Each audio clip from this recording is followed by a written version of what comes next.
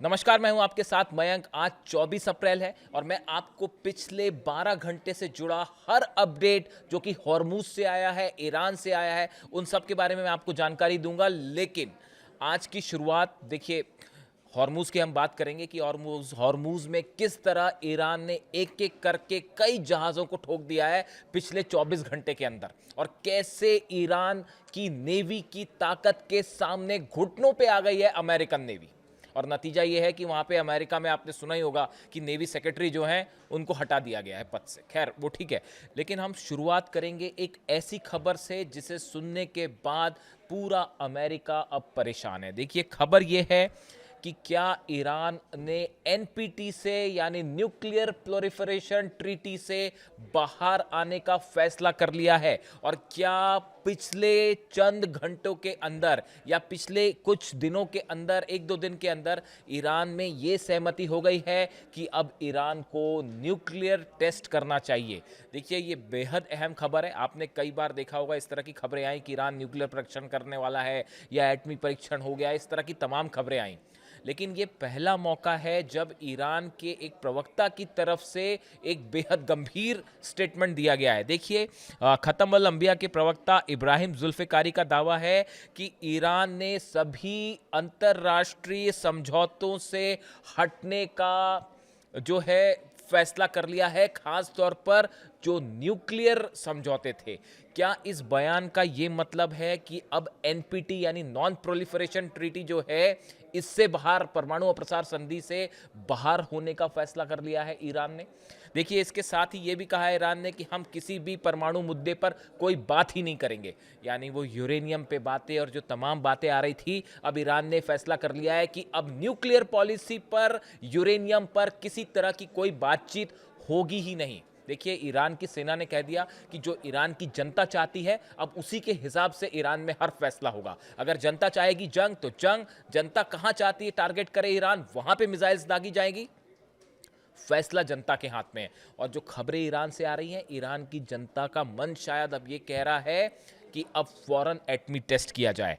देखिए, ईरान की तरफ से कहा गया है, जो प्रवक्ता है इब्राहिम जुल्फिकारी की तरफ से कहा गया है कि न्यूक्लियर बॉम्ब बनाना या ना बनाना या एटमी जो पॉलिसी है, ये हमारा सॉवरेन राइट है, हमारा संप्रभु अधिकार है। इसमें अमेरिका कोई नहीं होता है बताने वाला कि हमें क्या करना है।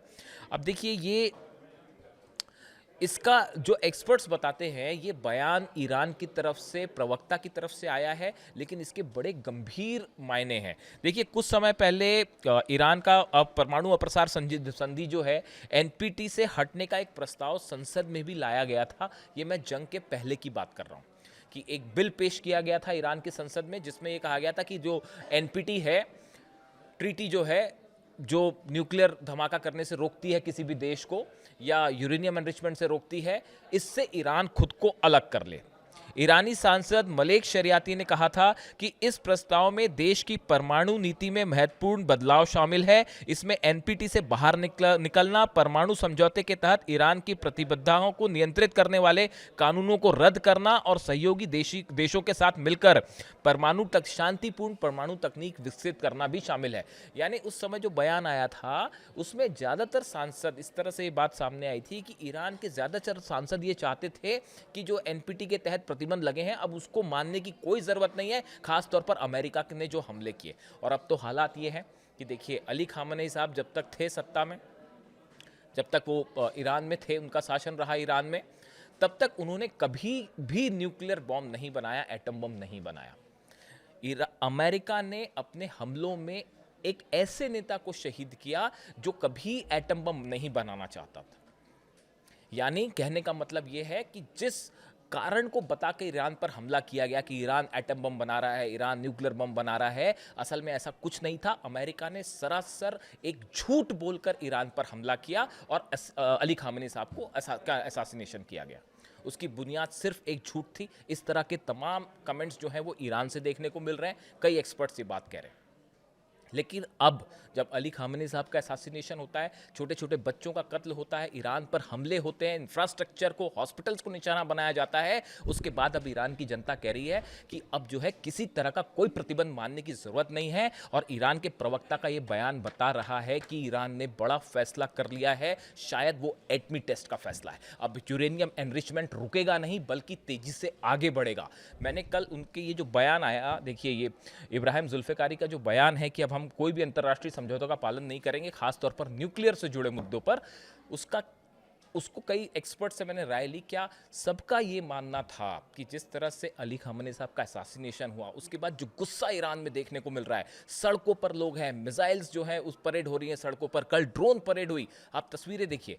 उसके बाद ईरान का जो मूड है जनता का, किसी भी स्तर पे किसी तरह की बातचीत ईरान की जनता नहीं करना चाहती। इसका मतलब ही अब ये है कि अगला कदम मामला एटमी जो है शायद फैसला हो चुका है, या उससे जुड़ी कोई भी जानकारी कभी भी सामने आ सकती है।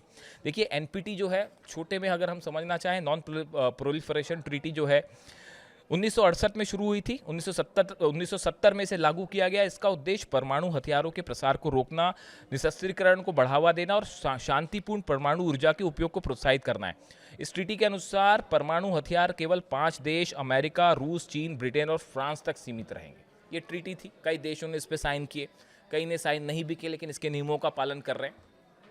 लेकिन अब ईरान ने यह तय किया, जो संसद में प्रस्ताव आया था, कि इसका पालन नहीं किया जाएगा।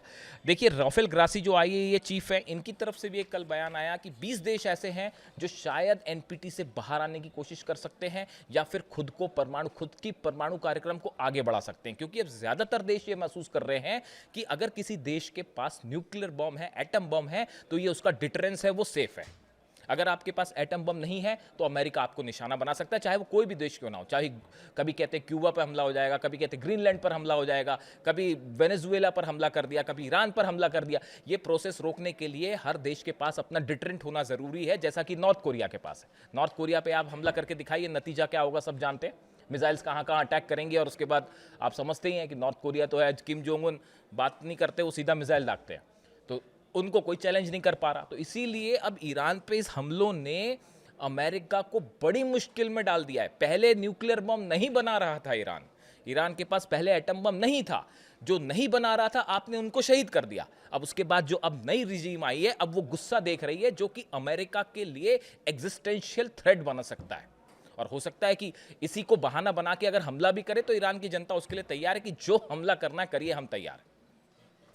अब देखिए इसके अलावा जो खबरें हैं, एक तो ये बहुत ही बड़ी खबर है, अगर ईरान में इस तरह का कोई फैसला हो गया है तो शायद जल्दी ही इसका कुछ अनाउंसमेंट हो जाए, या फिर शायद धमाके के साथ ही अनाउंसमेंट हो जाए, कुछ भी हो सकता है। तो ये एक बड़ा डेवलपमेंट। इसके अलावा आप देखें 5 जहाज़ों में, मेरे मुताबिक पिछले 12 से 13 घंटों के अंदर हॉर्मूज में 5 जहाज़ों को ईरान की सेना ने, नेवी ने निशाना बनाया है। उसमें जो तस्वीरें सामने आई, देखिए एमएससी फ्रांसिस का और लाइबेरिया का झंडा वाला जो जहाज़ था एपामिनोट्स, इसकी तस्वीरें सामने हैं। एपामिनोट्स का वो वीडियो भी सामने है कि कैसे आईआरजीसी और नेवी के कमांडोज हैं, उसमें मास्क पहन के उस जहाज़ के ऊपर चढ़ते हैं, उसको अपने साथ लेके अपने कोस्ट पर जाते हैं। ये तस्वीरें वायरल है। हकीकत ये है पूरे हॉर्मूज में इस समय सिर्फ ईरान का कब्जा है, ईरान का दबदबा है, और अमेरिकन नेवी तमाशा देखने को मजबूर है। घुटनों पे ला दिया है अमेरिकन नेवी को, इतना ज्यादा एग्रेसिव स्टैंड है। और बताया नहीं जा रहा है, कंफर्म है 30 जहाज ईरान ने अपनी कैपेबिलिटी पर हॉर्मूज को पार करवा दिया है। अमेरिकन जो ब्लॉकेड है वो धरा का धरा रह गया, और यही वजह थी कि नेवी जो सेक्रेटरी हैं उनको हटाया गया।